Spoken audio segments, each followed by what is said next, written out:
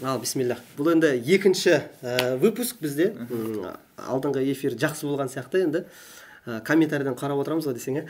Енді бізде подкастта жұлдызсыз подкаст деп қойған себебіміз енді қазір көбісі енді жұлдыздармен деп жатады да, әрі-бері анау-мынау деген сияқты. Бірақ бізде өзіміздің таза жаңағы кешкілік уақытта өзіміздің достармен, бауырлармен, жігіттермен әңгіме айтайық деген бір ниет. Үрдіс бойынша ғой енді әркім өз-өзін таныстырады. Мысалға мен Асан Абдыралин, әнші шоумен, отандық өнімдердің амбассадоры. Мен Райымбек Ержан, КВНщик, вайнер, жазушы, публицист, ұлт жанашыры. Қазақстан Республикасында еңбек сіңірген қайраткер. Күлмесек бар ғой, сен қолың мүмкін кейбір адамда. Кімнің кім екенін ойлайсың. Өтірік бәрі ғой. Жоқ, әшейін бірдеңе істеуге, творчествода жүріп қой. Мен Қалымбеков Айдар, тиктокер деймін да. Тиктокер бар. Қазір нормально. Да. Өтіп жатырмын пайын. Миллион просмотрлары бар. Былай негізі финансово алып қарасақ бездельникпін. Соның амбассадорымын.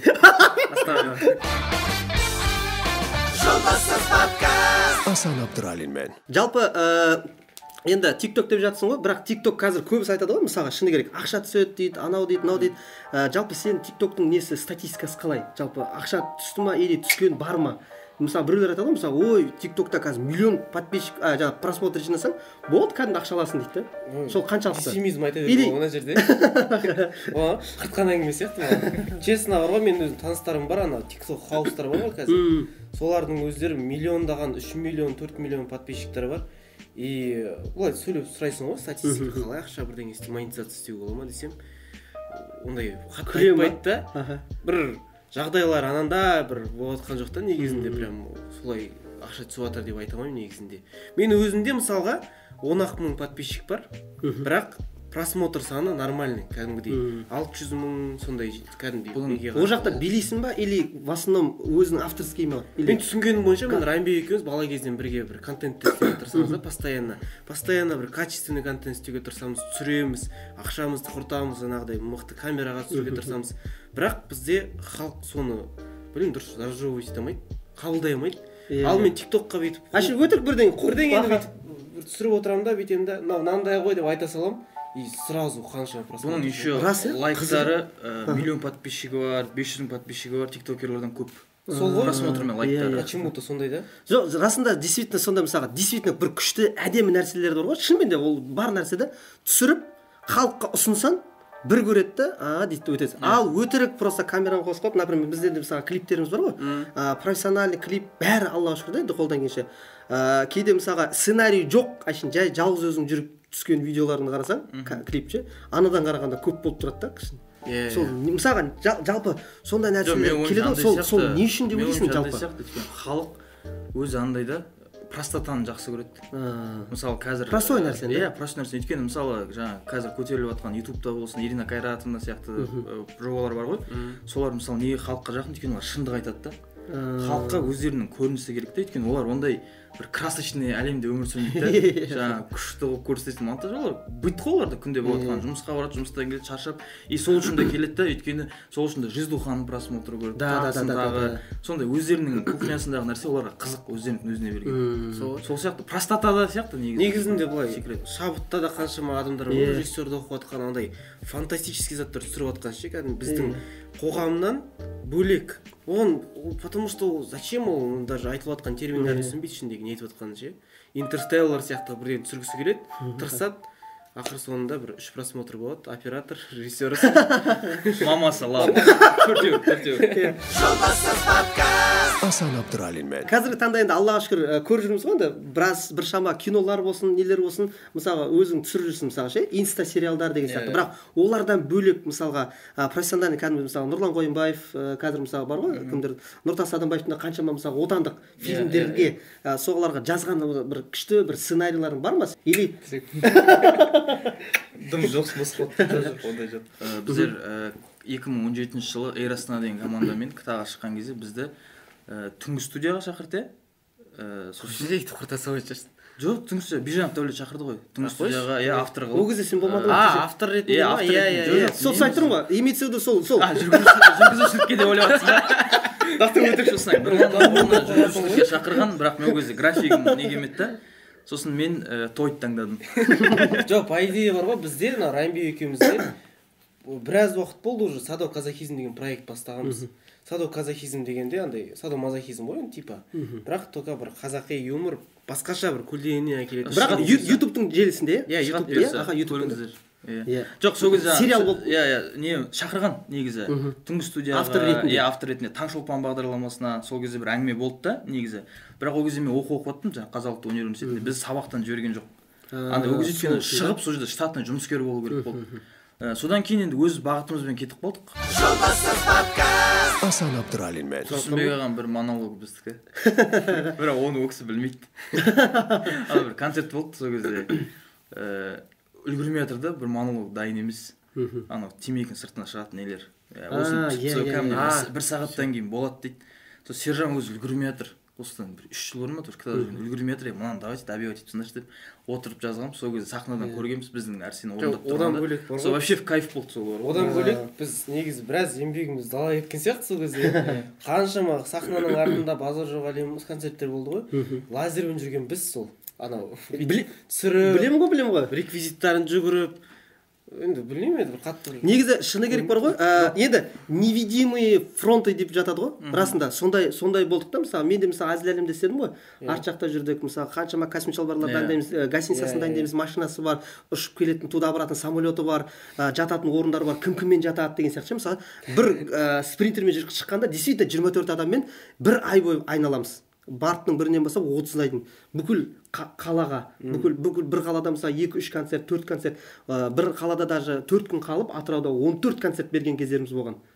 Әзіл әлеммен мысалға мысалы групп айтқанда сондай сияқты нәрселерде мысалға бірақ көбісі тек сол жаңағы енді лицовойлар ғой, енді лицовойларда 6-7 кісі ғана ғой, енді қалған артында көрінбейтін адамдар қаншамада. Бірақ сол сияқты мысалы бізде де мысалға президенттер болсын, жалпы жүріп жатқан мысалы Нұрлан Қойынбаевтың да қасында мысалы жоқ дегенде мысалы 20-25 адам явно жұмыс жасап жатыр жаңағы автордың өзінде деген сияқты. И мысалға жаңағы мысалы Сержанның өзінде білесіз ғой, жаңағы өзіміздің достарымыз, бауырларымыз, соның өзі мысалы үлгермей жатқанда сендерге берді. Сендерден қаншама мысалы дүниелер жасалып жатыр да. Енді сол нәрсе мысалға Аллаға шүкір қаншама істеп жатсыңдар да. Енді бірақ жаңағы енді өздеріңе істейін деп жатсыңдар иә, жаңағы айтқан иә, қазақ сөйтсек болмай кетті, өйткені ұрланып жатыр.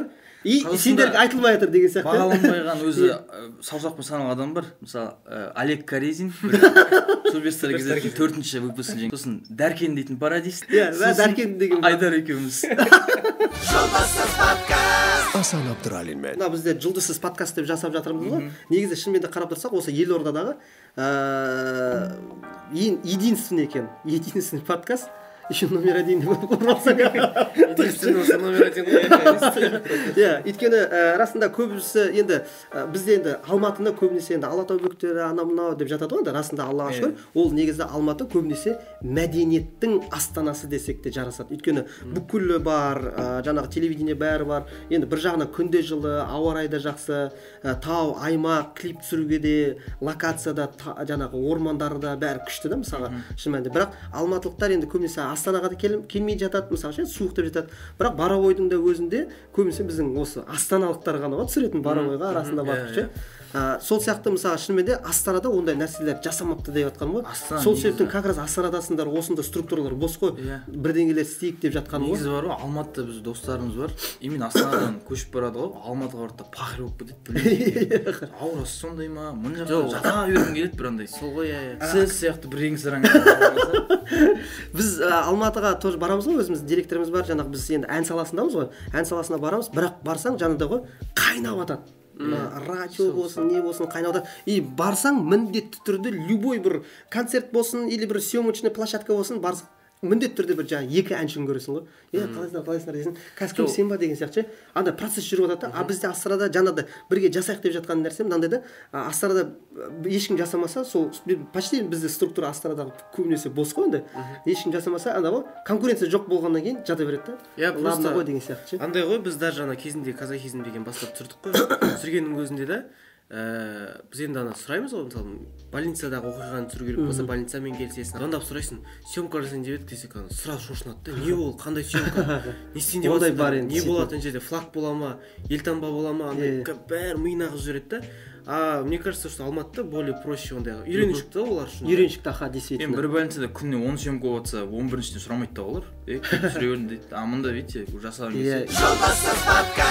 Асан Абдуралин YouTube бар ғой мысалға ше, YouTube-та қазір істеп жатсыз ғой. YouTube-қа проект. YouTube-та да сондай кішкене дұрыс контент аз болып бара жатыр қазір. Андай нормальный контенттер теппейді. Андай разврат контенттер тебеді. Сондай қызық деймін да.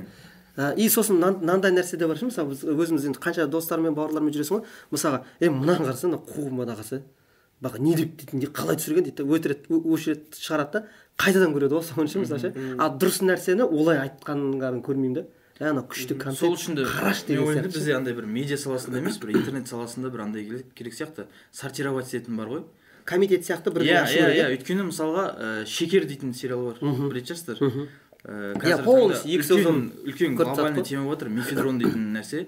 Ол Алматыда да, Астанада да кәдімгі жастар кәдімгідей не болып отыр, қиын болып отыр. Біз ладно, қазір енді кішкене 25-теміз, ақыл тоқтатты. Мысалы біз оны 15 жасымызда көрсек, біз по-любому бір көргіміз келіп қызық болды. Өйткені мен өзім ананы көріп отырып, ананы дата болып красиво жеткізген да. Эффектісін анан шеккеннен қалай болатынын менде мысалы көргім келді, анан интерес болды мысалы. Өтірік айтпай ақ қояйын, ол любой адамда болады да. Соны мен мысалы қарындастарым қарайды. Мен соны уайымдатады. Олардың жастары 15-16-да екі қарындасым солар қарайды. Мен оларға көрме деп айтайын десем, оның кімнің соткасына кім жауап береді? Мен ойымша андай керек сияқты, мысалы дисклеймер дейтін нәрсе бар да басында. 21 жасқа толған адамдарға ол бар ғой екен. Көруге болмайды деген. Ол бірақ кімге керек сен? 21 жасқа болмайды. Жарайды деп тоқтап тастамайсың ғой. Кәдімгідей каждый адамның несін YouTube болсын, iTunes болсын тіркеу керек сияқты. Иін шығады, содан кейін телефон номері шығады. Иін тересің, телефон номерін тересің, көреді, тексереді, сен 16-ға толмағансың ба, болды саған көрсетпейді. Тіркеп қойып, өйткені бізде телефон номері әркімнің өз атында ғой. Өйткені жастар андай қулық істеуі мүмкін да. Папа мамасының сол кезде иін мен телефон сәйкес келмесе, өйткені каждый раз папа мамасынан сұрап отырсаң, не істейін деп жатсың сен әкеш деп телефонын қарайды да. Не көріп жүрсің? Әйтпесе қазір ешкім ешкімге қарамайды да. Мен действительно уайымдаймын. Өйткені мен енді біліп жатырмын ол нәрсені. 15-16-та қарындастарым білетін мефедрон не екенін. Мысалы мен 2 жыл бұрын кәсіп бастаған кезде онда наоборот документациясы көп ше. Сен аштың ғой, бургерін аштың ғой. Налоговыйға барасың, ана несін көрсетесің, 1 теңге кетіп қалса пеня жүреді. Ана кәдімгі шаршап еще сыртында ана лозунг тұрады, оның бір әрпінде болса қазақша мен орысша міндетті түрде жүру керек. Екеуінің буквасы бірдей болу керек. Сол. Бізде негізі сондай кәсіпке купли продажаға мықты жастар көп ше, ауылдың жастары. Бірақ кішкене андай білімі жетпейді да, мысалы қаржылық жағынан налогқа барған нәрсе жасап жүруге. Ондайлар наоборот бізді көркейтуге атсалысып жатыр ғой. Жасай берсін. Сосын потом уже нормально болып барса, налог өтті, есіңіз білесіңдер ме, налог төлеу керек, мына жерге терминал барыпты. Соны жеңілдетсе, наоборот ана YouTube-ты кішкене не істесе, сол орын ауысып кеткен да сол. Асан Абдуралин мен. Шарюші балалар көп қалса екен білесіз. Өте көп. Бірақ бастан десе осы нәрсе. Немен перекупщик болып кетеді бәрі. Машина алады, алып или тамада болады десең. Айналып келгенде бәр нәрсе өз орнында емес қой, сол ғой. Жаңағы нәрсе ғой, мынау былай жеңілдеу болса, мынау былай болса, әркім өз ісін жасаса, жұмысын жасаса, сол кезде дұрыс болады да, потому что сол нәрседен көп не кетеді, қайшылық кетеді. Мысалы ктада да біз жынданамыз ғой, жюриға әншілерді анау-мынауды әкеп қояды да. Негізі әзілдің саласындағы. Мысалы олар мысалы бір Әбіл әкім туралы шуткаға күлетін шығар, мысалы ше. Баяғы шуткаларға күлкілі шығаруларға, мысалы анекдоттар күлкілі шығаруларға. Мен білмеймін, просто айтып жатырмын образына. Мысалы КВН-мен қаншама жыл айналып жүрген адамдар болуы мүмкін, 10-15 жыл. Ол анау бірінші жыл бастаған деңгейіне қайтып түскісі келмейді да, оларға басқа нәрсе күлкілі да. И соны айтқан кезде аналар қабылдамайды да, и төмен балл қойып тастауы мүмкін мысалға. И сосын не дисбаланс пайда болады, түсініспеушілік пайда болады екі ортада. Мысалы әншілердің конкурсында бірде бір ойында көйіншіктер болмайды. Или дағы бір деңгей болмайды ше басқа. Жоқ, рас мен досым бар, өзім Үсен деген досым бар. Мысалға ол ана баяғы КВН-да қалып қойғанда, бұрын визуализация көбірек еді ғой. Бір визуально көрсететін шуткалар, сөйлемейді бірдеңе андай бір какой-то гектар ғой. Гектармен өтеді КВН-да. И вот сол замандағы қойғанда одан кейін контенттер көп кеткен де адамдардың өмірінде. И біраз адамның біраз пласты ана контентке көшіп кетті да, и КВН-ні алшақтап қалды. Ал КВН-ді көретіндер до конца добивать етеді. И сосын барып ары қарай бәрі сценарий сияқты болып кетеді ғой. Мысалы өзіңізге приятно болады ма? Бір блогер отыр, бір вайнер тағы бірдеңе. Сізге ән туралы әңгіме айтып отырса, модуляциясы дұрыс болмады. Мына жерде пол тоннан шайып кеттіңіз деп отырса, біртүрлі ғой.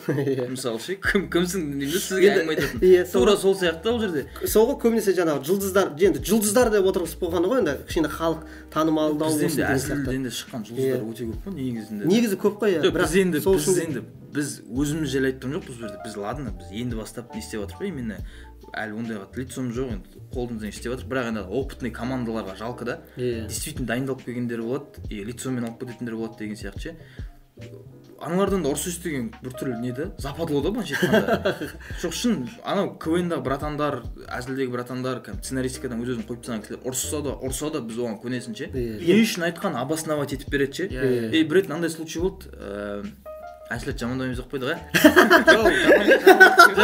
жоқ полуфинал болды да не оралдан прайд деген команда болды кім Тима шыққады да хабарлау мынандай жеті Қазақстан дауысын 7 ма қанша сезон болды сезонына қатысып ешқайсысынан өте алмай ашуы келіп тұрған қатысушы дейді да түсіндіріп берді анау адамның образын айтып берді ашулы екенін айтты ашулы екен сосын аналар бастайды мынау ана тәтеміз сіз вообще неғып қарамайсыз бірдеңе деген жүргізіп жетеді ол тәтеміз емес ол Майра Мұхамедқызы деп ше и соны тұрды Майра Мұхамедқызы ол шутканың ішінде болып жатқан оқиға ше ол өмірде ол кісінің атын ұмытып жатқан жоқ и ойын біткеннен кейін Гүлнар Оразымбетова тұрады да жынданып типа сендерді вообще шығарып тастау керек Майра Мұхамедқызының сендер атын білмегендерің ұят анау мынау деді да и ол нәрсе вообще нелогично да өйткені шутка хабарланып тұр әзіл түсінгендер бәрі түсініп отыр халық бүкіл отырған халық наразы болса без проблем бар ғой жалғыз адам наразы болып тұр ол кісі егер біреудің жеке басын ренжітіп алуға солай намыстанатын болса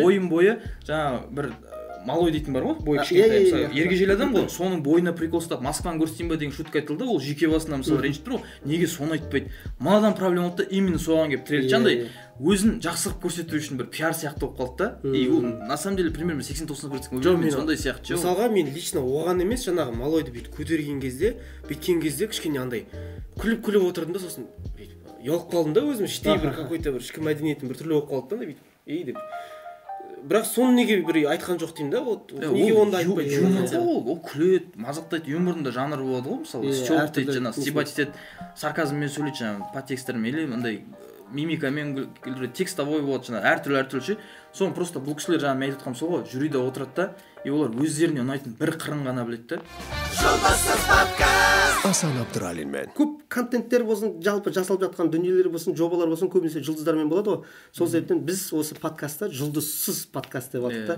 жұлдызсыз сол себептен бірақ екеулеріңді біз жақсы танимыз сыйлаймыз құрметтейміз екеулеріңді енді расында отбасыларыңда әулеттеріңде жұлдызсыңдар деп ойлаймын сол себептен Аллаға шүкір